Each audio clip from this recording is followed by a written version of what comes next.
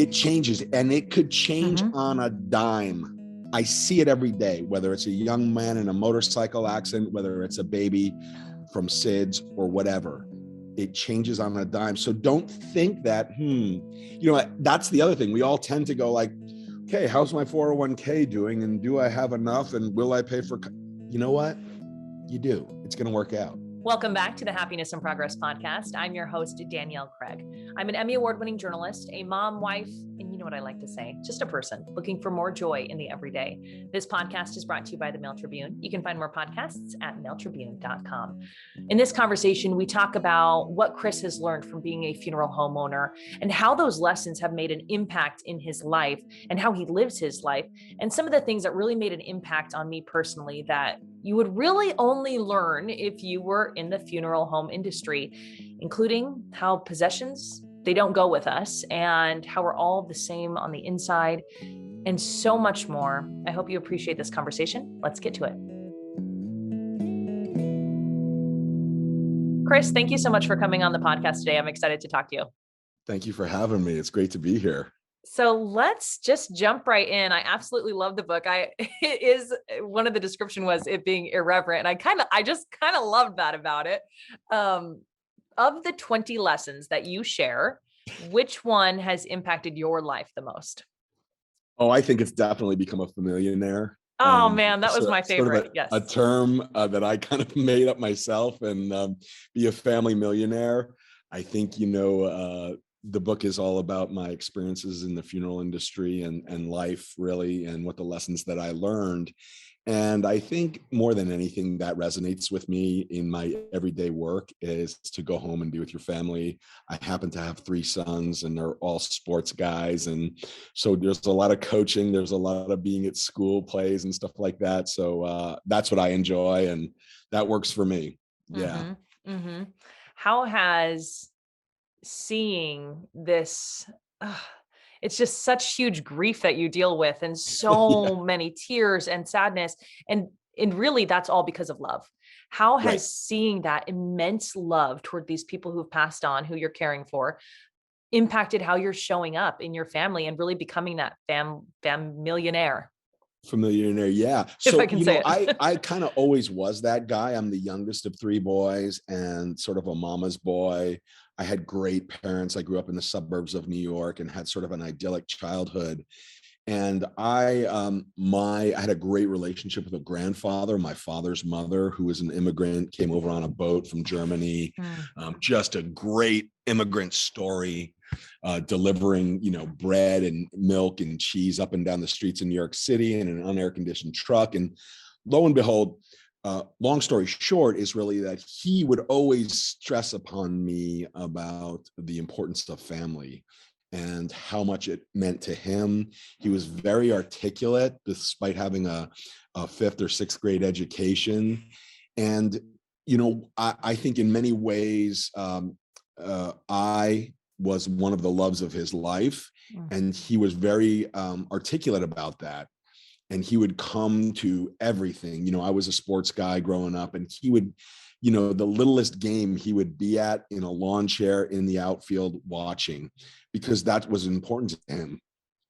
And that message, it didn't only resonate with me, it resonated with my friends. They were like, my God, your grandfather just shows up and it's so awesome to see him. And then, they became friends with him, and they would, give him a fist bump on the way in from the outfield or something like that. So it was really, it has been ingrained in me from not only my grandfather, but my parents, about the importance of family and making time.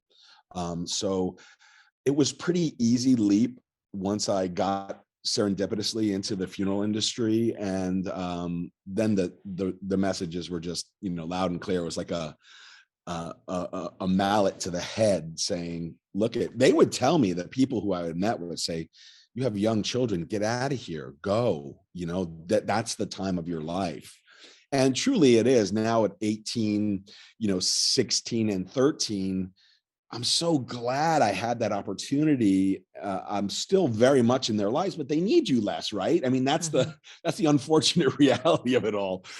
When they needed me, I was truly, truly there and present, and I love that. Now they need me a little less, and all my friends say, "Well, yeah, that's the natural progression, Chris." But there is that part of you that wants to go time out. I want that time to stop because it was fun when they weren't your same size walking in the house here and they looked for daddy for everything, Yeah. Now it's like, dang, it's just another guy. But yeah, so I think that really resonated with me, and the funeral home, I said to anyone, has given me the greatest gifts, and of just, hey, smack you upside the head, take your time, enjoy. Yeah. Real easy to learn from that. Yeah, right. You mentioned the serendipitous entry Yeah. into the funeral industry. I got to Yeah, ask so about it I'm a now. I'm a lawyer in New York State, passed my bar. Then I made, of all things, $100,000 movie in New York City, got flown to a couple film festivals, thought I was going to be the Sundance darling, didn't get in, was crushed, told my parents I'm not going to be a lawyer, and drove to LA and started a screenwriting career, which was very, very difficult. But after 11 years, I had met my wife, we had our first child. And looking down at him, I'm like, dude, it's time to wake up. Enough of the Peter Pan stuff. Let's go. It's time to go. And lo and behold, they had a friend, a family in the industry, and said, it's always been a good business. And I went for it. And I don't know why or how, still to this day, I don't know why my parents believed in us and helped us with it, but it has worked out wonderfully. And I'm now 17 years in, and I own a couple funeral homes. So yeah, it's been a wonderful, wonderful life and life lessons. I love that you share them because living the regular daily life, people are not going to get a lot of these lessons. Right. Which, is there one of the lessons that stands out that you would like people to really take heed, listen to, and take into their own lives? I think it's being kind, right? I think there's a kindness quotient in our life. And if we were all just taking our time and being a little bit more kind and understanding, it's kind of piggybacking on the whole mental health idea, right? We don't know what people are going through in our everyday life. You don't know when you're confronting someone. You don't know why they're acting the way they're acting. And I think kindness kills, right? I mean, I think that can really change people. And I think people are not expecting it. I think it's been a very tough couple of years in America coming out of the COVID. And, I think if we just gave each other that latitude in everyday life, I think the world would be a better place. And I think the other thing is that, time is the greatest thing that we have. If you're not happy or you're not doing something that you want to be doing, go do it. Because that's why I wrote the book. Life is short. I see it every day. Change your path and move and do something fun, because it sounds like you went through something similar here a couple months ago. It changes, and it could change on a dime. I see it every day, whether it's a young man in a motorcycle accident, whether it's a baby from SIDS or whatever. It changes on a dime. So don't think that, that's the other thing. We all tend to go like, okay, how's my 401k doing? And do I have enough? And will I pay for, you know what? You do. It's going to work out. It's going to work out. So before being a podcaster, I was a reporter for, 15 years. And you talk like, this is totally what I got every single day, because I was at the motorcycle accident. Right. I saw, the body be covered, and I was in the living rooms of the families whose child was missing. And that's what I always went back to. And that's actually your last chapter. I have, parents listening to this with kids around. So I'll say, do epic stuff together. Yes. No, today, do epic stuff today. Yes. I really identified with that because of my experience as a reporter and seeing that really life is short and it changes so quickly. Yeah. And enjoy, right? And that's the thing. I think so many of us, I talk about it a lot. We're trying to keep, especially in suburbia, right? We're trying to keep up with the Joneses. What are they doing? How do I fit into it? If you can step off that habit trail of life and just do you and your family, I think it's so much better. I really do. And, family time, this is what really a great lesson is, right? Who's going to be there on your deathbed? Who's going to be around you? Hmm. Those are the people you want to spend your life with. Yeah. And that is as simple as I could be. I felt like in writing this book, I was just like, man, if every person just picked it up and read a couple of lessons, they would go, it's so simple, yet we make it so complex, right? Mm-hmm. And we do. And it's not necessary. It really is not necessary. Mm-hmm. So yeah, I love doing epic stuff, as you said today.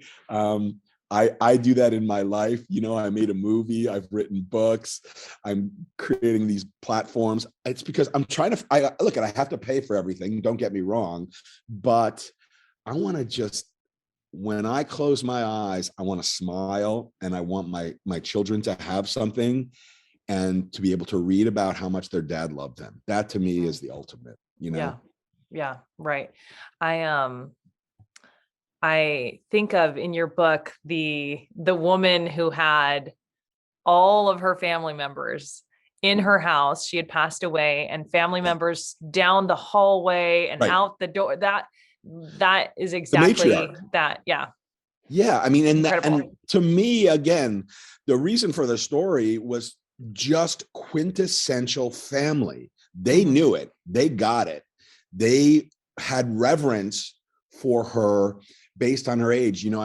I say this a lot, that I feel sometimes in America, we have the whole aging process a little wrong. And don't get me wrong, the assisted living communities of the world are wonderful, but I love like the Japanese model or the European model, where the elderly are in your home and the young get to learn by reverence of how the parents treat their parents.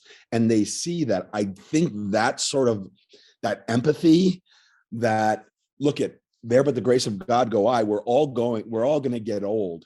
How do we treat our elderly is very, very important to me. It's something that I don't know that we have it right in America. But there is so much to be learned from the elderly, and they need it as much as we need it. So I think that's such a wonderful give and take.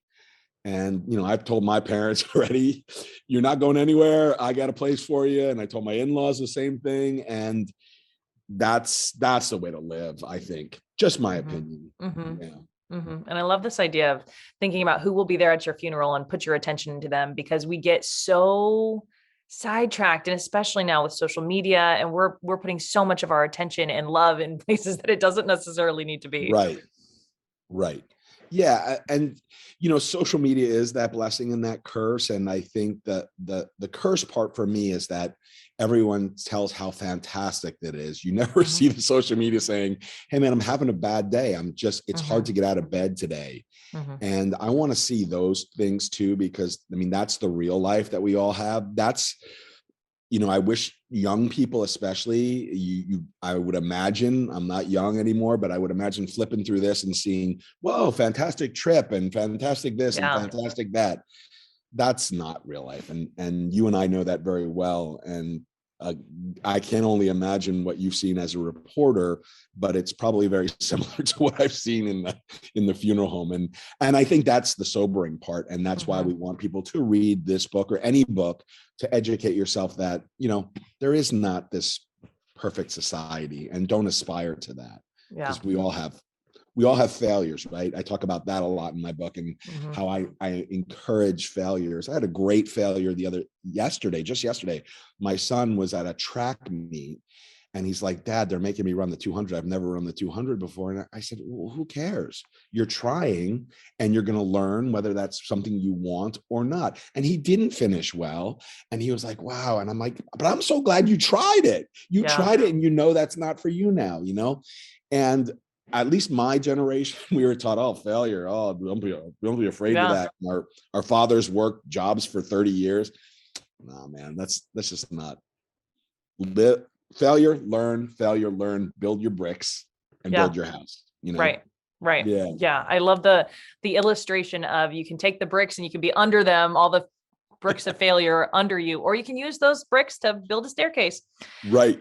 You Right. started out when I asked you what you wanted people to know, and you started with kindness. And I loved the story about kindness in your book, where you literally gave up $7,000, I think it was. Yes, that was a tough Um, kindness. but Well, so okay, so again, tell the story. it is Tell a the great story. lesson. Then you talk about failure. That's thank you for.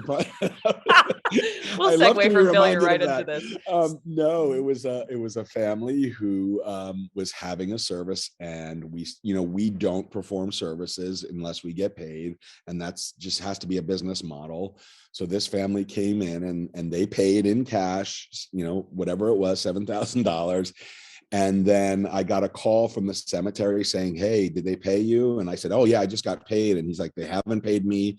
So don't have the procession come." And I'm like, "Don't have the procession come. I have 200 people it was a young man who had passed, and I had 200 people in the thing." And so the family came to me and I said, "Well, what are we going to do? You have to go pay the cemetery." And they're like, "Well, we don't have the money," and da, da, da, and they gave me this whole song and dance. And, it just got the best of me. And I just handed them the money back and I said, "Okay, pay the cemetery and you'll pay me." "Oh, I promise we'll pay you. So they paid the cemetery, they had their service, and I never got paid. Yet you tell this story in the book. You tell the story in the book, and you end that part of the book with, I wrote it down, kindness over money every time. Well, yes. How can you And that's go a hard back pill to to that, swallow even though sometimes. it's $7,000? When it's a business, you got to run it like a business. You got a family, and You do. and that's hard. But how can you go back to kindness over money, even in a situation like that? I think it's hard. I think it's very difficult. And look I've had multiple instances where I'm like, yeah, you don't want to be too naive once you get burned, but you want to, you have to set boundaries. You have to set boundaries. But I don't know. I feel like I learned so much from that experience. I got a great story. I got a part in my book. I think it comes back. And honestly, I've been in business for 17 years, so I'm doing something right. So that's the way I kind of look at it and say, you know what? Maybe that was the greater cosmos telling you it's okay. You're in business. You just started, but you're going to learn from this, and we're all going to build on this. And so I don't regret it. And I would probably, knowing what I know over my 17 years now, seeing a situation like that, I might do it again. I just might. I'm sorry. Another thing that struck me was one of the lessons is be thankful. And you talk about, as in the funeral industry, you either are going to start drinking at 10:30 in the morning, or you're going to be thankful. And as a reporter, the journalism industry is the same. So how does being thankful, chase away the demons, take the edge off? How is that making that impact? I think it's really just about being present, being gracious, and having gratitude and understanding. Like, again, each year I keep saying, well, you're in business for another year. You have a beautiful home, a nice wife, and great kids. And it's the smaller moments, kind of piggybacking. I actually just wrote another book called The Book of Moments. And it's taking those small moments in your life, and those are your victories, right? I think a lot of times in our society, we're thinking about achievement, we're thinking about money, we're thinking about possessions equal happiness. And that's probably, again, another great lesson from the funeral industry is that, you can't take it with you, right? You can try. I've put a lot of funny things in a casket. I'll be honest with you, but you can't take it with you. And I want to defer on here and now. And I tell my parents that all the time. I think my parents are going to be 83 this year. Very healthy, great, comfortable life. I'm saying, you know what? Instead of leaving money to the kids or us or whomever, why don't we do it now? Like, let's go have those experiences. Like, we just went as an entire family, 14 of us, to Hawaii. Oh. It's the best time. Like, that's where the money should be spent. We want to spend it when you're here, not when you're dead. Right. So Being thankful for me is very easy. It's small. It's not grandiose. It's not possession based. It is small, and I love that. It's easier. It's an easier way of life. You don't have to. You see your child, the smile, the joy that they have in a small moment. They just want you present. I don't know if you have children, but my children, the best times are the tuck-ins when they're tired and they talk about their day. Those are the best moments of your life. I guarantee you. Yeah. Yeah. I have 3 and I agree. I love those moments. Oh, they're so great. It strikes me when you talk about as working in the funeral industry and literally seeing that our possessions do not go with us. I mean, that is huge. That when you can change that in your mind, because so much of what we do here on earth is all around the possessions. It is. And it's society, and you can't really blame us. We're bombarded with it, whether it's on the TV, whether it's on social media. You're told, buy this, look this way, or the celebrities who get it for free wear it, and we think, oh, that's super cool. I should have that. Gucci this, and it's just so unimportant. And I think it's incumbent upon us, people like you and I, to teach our children that, right? And it's difficult. It's very difficult because they're going to school or college and they're seeing all that. And I think that's where we create the example. They see dad, just an average guy, just hanging out with him and being low key. I think I see it in my children. They're not, when they get something, they're like, whoa, that's cool. I really like that. Or a new pair of shoes, like their grandparents treat them to shoes or something like that, sneakers. That's cool. So I think setting the expectation is incumbent upon the parents. And we have to do our job. We really do. It's hard. So much of this goes back to being that familiar. If I'm not saying it right, family. Yeah, you are. It's good. Oh, okay. Yeah. I want to read this from the book. I really, really liked this quote. I realize there is no difference among us humans at all. No difference in the inner composition of these two bodies to the human eye. True, we all have different colored and sized meat suits, our exteriors, and we all like different things. We are all unique. But at our core, we are all the same, we human beings. What a complete and utter waste of time. We all spend the world over attempting to delineate our differences. End quote. Yeah. I loved this. Tell me about this moment where you realized this. Yeah. It was life-changing. And so again, had never been in the funeral industry, never thought about funeral industry. And a friend of the family was a mortician, so kind of went into business with him. And I thought, in my eyes, I was going to be the back guy, the numbers guy, make sure P's and Q's were met, overhead kept low.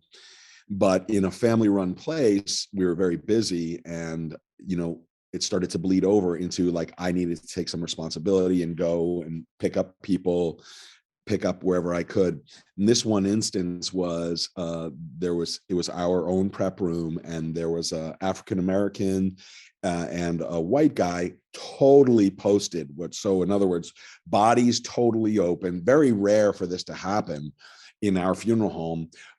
They had been both to the coroner, and we were to uncut the wide, just like a CSI episode, just like you would imagine.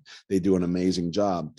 And my partner at the time said, come on in, and you sure you're ready for this? And I said, well, what's the big deal? And he said, well, there's two guys posted. It's very rare, but come on in. If you can do this, you can do anything. And I said, okay. So I opened the door and saw what I saw, but gravitated towards sort of the feet, right? And the feet were where the color of the skin was really noticeable, and you could see. And I don't know why I gravitated toward that. And immediately I wasn't looking at the rib cage, the grossness of the innards. I was more about the color of the feet, probably because I wanted to look away from that. Yeah, that's what I was thinking. That's where you don't see the gore. I think that, I told you I had made a low budget film called Black is White back in the day. And that was inspired by the race riots of LA. And so my eye went to the colors of their skin. And I said to myself, my gosh, if people could just see that they're two, obviously, clearly the two different races, but you open their bodies and there's nothing different, right? It's rib cage, organs, da da da. And I don't know, it must have been because I had that experience from my movie and the race riots, and color never meant that much to me. It was such an important moment for me that I just wanted to tell the world, and I know no one will ever see that. That's why I hope they read it in the book. But it's so silly that we take time, and I get why we take time. I'm not trying to diminish the importance of our cultures, but man, it was so much of an epiphany, a renaissance, a revelation, all those things. I was just like, duh. Yes. Even though our cultures are different and important, us as humans, that's what we are. We're just humans. And if we can kind of try to find out more of those similarities, how empowering that is. And so much of what it was in the book comes back to, in my opinion, love, being present with what we have. Right. I have really enjoyed talking to you. I want to ask my last question, which is, what is your number one tip for finding more joy in the good, the bad, and the in-between of life? It's trying to maintain that level, right? I think there is, I think there was a graph in my book, right? When we're young, we think there's the graph of life, right? It starts here in a beautiful, smooth trajectory up, right? And we end life. But really the other graph is life, right? And it's like this, right? And it's how do you maintain an even keel in the depths, right? Because we all go through them. And when you're in it, you feel like the only human being in it at that time. And really, there's probably thousands of others. And the beauty of that crevice of being down is there's only one way up, right? You can only go up. Yep. And just be strong and be resilient and keep pounding, right? Life is like that. It's up, it's down. Stay strong and keep pounding, and get help. Get help if you don't need someone to talk. There's tons of people out there that want to help. I want to help. Yeah, I want to help. Yeah. Thank you so much, Chris, for coming on the podcast. I really appreciate it. I really appreciate the talk. Thank you very much. I hope you enjoyed this conversation with Chris. You can find all the information on how to get in touch with him, how to buy his books in the show notes, including his first book, Life in 20 Lessons, What a Funeral Guide Discovered About Life from Death, and also his brand new book, just out in May. You will find all that information in show notes as well. Thanks for being here on Happiness in Progress.